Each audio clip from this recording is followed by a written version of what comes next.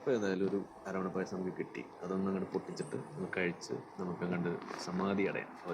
സമാധാനമാക്കാം. നിങ്ങൾ ആരെ കുരുപൊട്ടിക്കുന്ന കാര്യത്തെ പറ്റിയാ പറയുന്നത്? നിങ്ങളെ കുഞ്ഞുകാലത്ത് നിങ്ങൾ അരവണ കഴിച്ചപ്പോഴത്തേക്ക് നിങ്ങളെ ഉമ്മാക്കും വാപ്പാക്കും കുരു പൊട്ടിയെന്നും പറഞ്ഞ് അത് എല്ലാവരുടെ മേലും അടിച്ചേൽപ്പിക്കാൻ ശ്രമിക്കല്ലേ.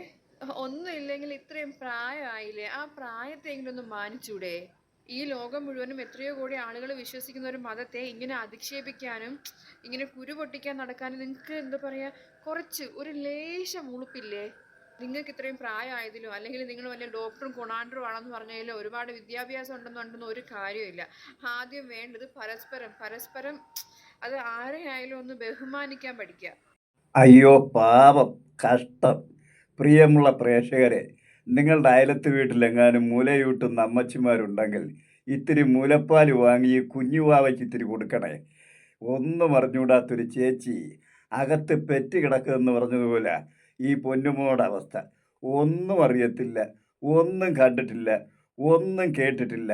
പച്ച പരമാർത്ഥിയായ നിഷ്കളങ്കയായ ബഹുമാനം മാത്രം അറിയാവുന്ന ഈ കുഞ്ഞു മാലാഖയ്ക്ക് ഈ മാലാഖയുടെ വാപ്പയും വാപ്പയുടെ വാപ്പയും ഉപ്പാപ്പായും കൊച്ചുപ്പാപ്പായും വല്യുപ്പാപ്പായും അവരുടെ മക്കളും കൊച്ചുമക്കളുമെല്ലാം ശബരിമലയിൽ പോയി അരവണ കൊണ്ടുവന്ന് തിന്ന് അർമാദിച്ച് സുഖിച്ച് വാഴുകൊണ്ടിരുന്ന ഈ കുഞ്ഞിനോട് ആരിഫ് പറയുക, ഇയാൾ അരവണ കണ്ടിട്ട് പോലുമില്ല, അത് കിട്ടിയ കാലത്ത് തിന്നാനൊട്ട് പറ്റിയിട്ടുമില്ല, അന്ന് നരകത്തിൽ പോകുമെന്ന് കരുതിയെന്ന്. നോക്കണേ, എന്ത് ദുഷ്ടത്തരമാണ് ഈ ആരിഫ് പറഞ്ഞത്. ആരിഫ് ഒരു മതത്തെയല്ല, എല്ലാ മതത്തെയും അധിക്ഷേപിക്കുക. അങ്ങനെയുള്ള ഇവനെ അടിച്ച് സമൂഹത്തിൽ നിന്ന് പുറത്താക്കേണ്ടതല്ലേ? എൻ്റെ പൊന്നുമോളെ, മോളിത് പറയുമ്പോൾ മോള് ജാബിത ടീച്ചറുടെ വീഡിയോ കണ്ടിട്ടുണ്ടോ? ഇല്ലെങ്കിലൊന്ന് കണ്ടു നോക്കണം. സകല വിശുദ്ധ മുസ്ലിം വിശുദ്ധരെയും തെറി പറഞ്ഞ് തോന്നിവാസികളെല്ലാം നിലയ്ക്ക് നിർത്തുന്ന തെറി പറഞ്ഞ് തല പൊട്ടിച്ച് കണ്ണു പൊട്ടിച്ച് കളയുന്നതാണ് ജാബിത ടീച്ചറുടെ ജോലി. എന്നിട്ട് ജാബിത ടീച്ചറെ ആരും ഒന്നും ചെയ്യാത്ത എന്താണെന്നറിയാമോ? ഇത് ജനാധിപത്യ രാജ്യമാണ്. അതായത് ഒരു 10-200 വർഷങ്ങൾക്ക് മുമ്പ് ഏത് മതത്തിനെതിരായാലും, മുസ്ലിം മതത്തിനായാലും ക്രിസ്തു മതത്തിനായാലും ഹിന്ദു മതത്തിനായാലും എതിരായിട്ട് പറഞ്ഞാൽ അവൻ്റെ കഴുത്ത് പിന്നെ കാണില്ല. അതുപോലെ തന്നെ ആ മതവിരുദ്ധമായ പ്രസംഗം കേട്ടാൽ അവൻ്റെ ചെവിയിൽ ഈയമൊരുക്കി ഒഴിക്കുന്ന ഒരു കാലഘട്ടം ഉണ്ടായിരുന്നു. മോൾ അതൊക്കെ അറിയണമെങ്കിൽ വല്ലപ്പോഴും ചുമ്മാ ഇങ്ങനെ അങ്ങ് നിഷ്കളങ്കയായി വീഡിയോ ചെയ്ത് റീച്ച് ഉണ്ടാക്കി പണം ഉണ്ടാക്കാൻ മാത്രം നിഷ്കളങ്കയായി ജീവിച്ചാൽ പോരാ. അല്പനേരം പുസ്തകമൊക്കെ എടുത്ത് വെച്ചൊന്ന് വായിച്ചു നോക്കണം. നമ്മുടെ ഈ കേരളത്തിലെ തൊടുപുഴ ന്യൂമാൻ കോളേജിലെ ജോസഫ് എന്ന് പറഞ്ഞൊരു അധ്യാപകനുണ്ടായിരുന്നു. അദ്ദേഹം കുട്ടികളെ പഠിപ്പിക്കുന്ന ഒരു നാടകത്തിലൊരു കഥാപാത്രത്തിന് മുഹമ്മദ് എന്ന പേര് വിളിച്ചതിന് അദ്ദേഹത്തിൻ്റെ കൈ വെട്ടി മാറ്റിക്കളഞ്ഞു. അത് മോടെ മതത്തിൽപ്പെട്ട നല്ല വിശുദ്ധരാണ്, അല്ല വേറെ ആരുമല്ല, ഞങ്ങളാരും ചെയ്തിട്ടില്ല. അത് കൈവെട്ടി മാറ്റിയെന്നുള്ളതല്ല, അദ്ദേഹത്തിന് ജോലിയും നഷ്ടപ്പെട്ട് അദ്ദേഹത്തിന് യാതൊരു ആനുകൂല്യങ്ങളും കിട്ടാതെ പട്ടിണി കിടന്ന് ദുരിതം സഹിക്കവയ്യാതെ അദ്ദേഹത്തിൻ്റെ ഭാര്യ ആത്മഹത്യ ചെയ്തു. അത് മോൾക്ക് അറിയത്തില്ലല്ലേ? ഒന്ന് പഠിച്ചു നോക്കണം. പിന്നെ ഇനിയും പറഞ്ഞു തരാം. മോക്ക് ഈ നമ്മുടെ കാശ്മീരിൽ നിന്ന് പോയ അമേരിക്കൻ ബ്രിട്ടീഷ് എഴുത്തുകാരനായ ഒരു മനുഷ്യനുണ്ടായിരുന്നു, സൽമാൻ റുഷ്ദി എന്ന പേര്. സൽമാൻ റുഷ്ദി ലോകപ്രശസ്ത എഴുത്തുകാരനാണ്, ബുക്കർ പ്രൈസ് പോലും വാങ്ങിയിട്ടുള്ള എഴുത്തുകാരനാണ്. അദ്ദേഹം 89-ലാണെന്ന് തോന്നുന്നു, അദ്ദേഹം ഒരു നോവൽ എഴുതി, സാത്തനിക് വേഴ്സ്, സാത്താൻ്റെ വചനങ്ങളെന്ന നോവൽ എഴുതിയാൽ അടിച്ച് പുറത്താക്കി വിട്ടുവെന്നല്ല. ഏതാണ്ട് 22 വർഷത്തിന് ശേഷം അദ്ദേഹത്തെ അമേരിക്കയിൽ പോയി കൊല്ലാൻ ശ്രമിച്ച് വെടിയേറ്റ് കട്ടിച്ച് രക്ഷപ്പെട്ടിപ്പോഴും ജീവനം കൊണ്ട് കേഴുന്നുണ്ട്. അതുപോലെ തന്നെയാണ് ബംഗ്ലാദേശ് എഴുത്തുകാരി തസ്ലീമ നസറുദ്ദീൻ എന്നൊരു പെണ്ണുണ്ട്. മോളെ കേട്ട് കാണും, ഇല്ലെങ്കിലൊന്ന് കേട്ട് നോക്കണം.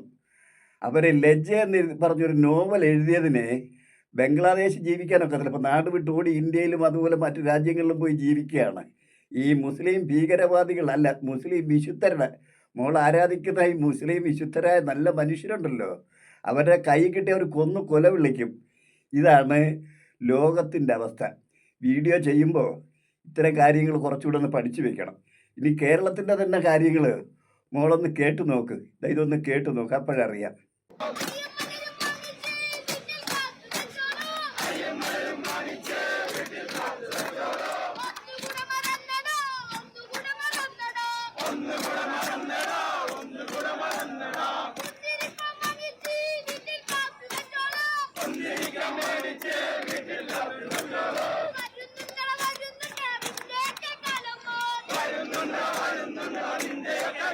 SDPയുടെ പ്രവർത്തകർക്ക് നന്നായിട്ടറിയാം ആരാണ് ഇവിടുത്തെ ഭൗതിക പ്രമുഖെന്ന്. ഞങ്ങൾക്കറിയാം ആരാണ് ഇവിടുത്തെ ശാരീരിക ശിക്ഷകെന്ന്. ഞങ്ങൾക്കറിയാം ആരാണ് ഇവിടുത്തെ ഭൗതിക പ്രമുഖെന്ന്. അവന്റെ വീടറിയാം, വീട്ടിലേക്ക് പോകുന്ന വഴിയറിയാം, അവന്റെ ജോലി സ്ഥലം അറിയാം, അവന്റെ ഭാര്യ വീടറിയാം. മോളുടെ സമുദായത്തിലെ മുസ്ലിം വിശുദ്ധരായ സഹോദരങ്ങളുടെ സ്നേഹ സന്ദേശം കേട്ടോ. പകയും വിദ്വേഷവും മനസ്സിൽ വെച്ച് പുലർത്തുന്ന ഇവര് അന്യമതസ്ഥരെ വീട്ടിൽ കയറി കൊല്ലാനായി, വെട്ടി കൊല്ലാനായി തയ്യാറായി നടക്കുന്നവരാണ്. എൻ്റെ പൊന്നുമോളെ, ഈ ലോക ചരിത്രം പരിശോധിച്ചാൽ സിന്തറ്റിക് മതങ്ങളെന്നും സെമിറ്റിക് മതങ്ങളെന്നും പറഞ്ഞ് 2 വിഭാഗങ്ങളിലായി ലോകത്ത് ആയിരക്കണക്കിന് മതങ്ങൾ ഉത്ഭവിച്ചിട്ടുണ്ട്. ഒരുപാട് നശിച്ചു പോയിട്ടുമുണ്ട്. ഏതാണ്ട് 1600 വർഷം മുമ്പ് ഉത്ഭവിച്ച ഈ മതവും ഒരു കാലത്ത് നശിച്ചു പോകും. അതല്ല ഇവിടുത്തെ പ്രശ്നം. ഏതെങ്കിലും മതങ്ങൾ, ഏത് മതമായിക്കോട്ടെ, ഏത് മതമെങ്കിലും നമ്മുടെ സമൂഹത്തിനും മനുഷ്യനും അവൻ്റെ പുരോഗതിക്കും മാനുഷിക നന്മയ്ക്കും വേണ്ടി പ്രവർത്തിച്ചിട്ടുള്ള ഏതെങ്കിലും ഒരു മതത്തെ നമുക്ക് കാണിച്ചു തരാമോ? അതായത് 1, 2, 3 വ്യക്തികളെ എടുക്കരുത്. അത് ചങ്ങമ്പുഴ കൃഷ്ണപിള്ള പറഞ്ഞതുപോലെ 1,00,000 മനുഷ്യർ ഒത്തുകൂടുമ്പോൾ ലക്ഷണമൊത്തവൻ 1, 2 കാണും.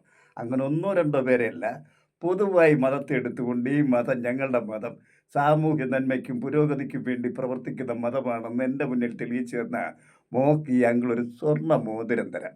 പിന്നെ മോളെക്കുറിച്ച് പറഞ്ഞാൽ മോക്ക് നല്ല ഭാവിയുണ്ട്. കപടാഭിനയം വളരെ ഭംഗിയായി മോൾ പഠിച്ചു വെച്ചിട്ടുണ്ട്.